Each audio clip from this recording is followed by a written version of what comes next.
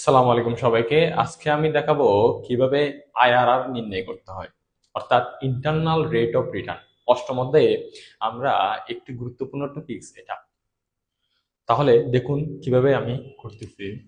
প্রথমে আইআরআর মানে কি সেটা জানতে হবে। আইআরআর মানে হচ্ছে যে ইন্টারনাল রেট অফ রিটার্ন। অভ্যন্তরীণ ভিডিও শর্ট করার জন্য আমি একটু দ্রুত লিখতেছি, আপনারা বুঝে নেবেন। অভ্যন্তরীণ আয়ের হার। এই অভ্যন্তরীণ আয়ের হারের জন্য আপনাকে এনপিভি দুইবার বের করতে হবে। কয়বার? দুইবার। এনপিভি কে আপনার দুইবার বের করতে হবে। প্রথম এনপিভি যদি নেগেটিভ আসে, দ্বিতীয় এনপিভি পজিটিভ আসতে হবে। অবশ্যই প্রথম এনপিভি নেগেটিভ আসলে দ্বিতীয় এনপিভি কি আসতে হবে? পজিটিভ আসতে হবে। মনে করেন প্রথম এনপিভি 10% ছিল সুদের হার। এনপিভি নির্ণয় করার সময় আমরা সুদের হার একটা জিনিস সেটা লক্ষ্য রাখতে হবে। সেই এনপিভি যদি সুদের হার 10% হয়, পজিটিভ মান আসার জন্য, প্রথমে ছিল নেগেটিভ, পজিটিভ মান আসার জন্য আমি সেটাকে অন্তত 1% কমায় ধরে আমি এনপিভি দ্বিতীয়বার বের করব। এই যে 9% যেটা ধরলাম সেটা হবে আমার নিজের উপর, ঠিক আছে?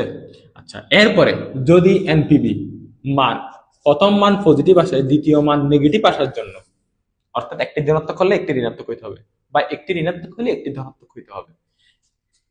এটা যদি 10% থাকে তাহলে এটা অন্তত 1% বাড়াই ধরতে হবে, কারণ এটাকে আমাকে কি করতে হবে? ঋণাত্মক করতে হবে। অর্থাৎ প্রথমে ধনাত্মক ছিল, এটাকে ঋণাত্মক করতে হবে। এই যে দ্বিতীয়বার যে বাট্টার হারটা আমি নিয়েছি সেটা হচ্ছে সম্পূর্ণ নিজের উপরে। আর এটাকে বলা হয় এইচ আর, অর্থাৎ হায়ার রেট। এটাকে বলা হয় হায়ার রেট, উচ্চ হার। এটাকে বলা হয় লোয়ার রেট, অর্থাৎ এল আর, সংক্ষেপে বলা হয় এল আর। কথা বুঝে গেছে? এটাকে সংক্ষেপে এইচ আর বলা হয়। এখন আপনি এই যে লোয়ার রেট এবং হায়ার রেট, এই দুইটা জিনিস দিয়ে আপনি কি করবেন?